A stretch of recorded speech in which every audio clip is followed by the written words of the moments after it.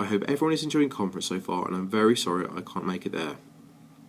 It is my role within this presentation to give you a little bit of an understanding of the history of the student voice here at the University of Wolverhampton.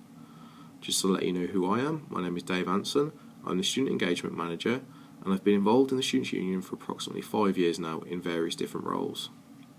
So, the history of the student voice. In the academic year 2010-11, we undertook the challenge of revitalising our student voice system. The system hadn't been updated for over 6 years and was no longer fit for purpose. The system was non-aspirational and the buy-in from schools was minimal, meaning the system was often very ineffective and the student voice not really heard.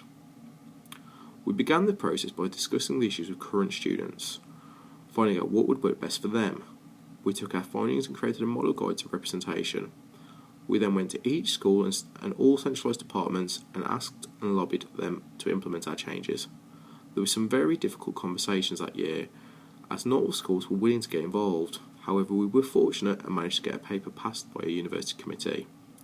Within that paper, we had 5 key recommendations, they being: each school's input into student representation should be led by an associate dean and delivered on a day-to-day basis by a principal lecturer. We also felt that the schools should trial the payment of all undergraduate and postgraduate tour reps. The Students' Union committed to providing a student representation assistant on a full-time contract to support the student voice system. We also recommended that the current committee structures should remain the same, but new ways of engaging students through online forums, virtual meetings, web conferencing and social media should be developed for schools that have large proportions of part-time, distance learning and placement students.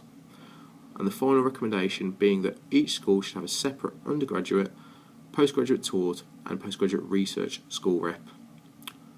Since this paper has been passed, we have had a lot of developments in the student voice system, with the system coming on leaps and bounds, and the system making a huge difference in students' lives.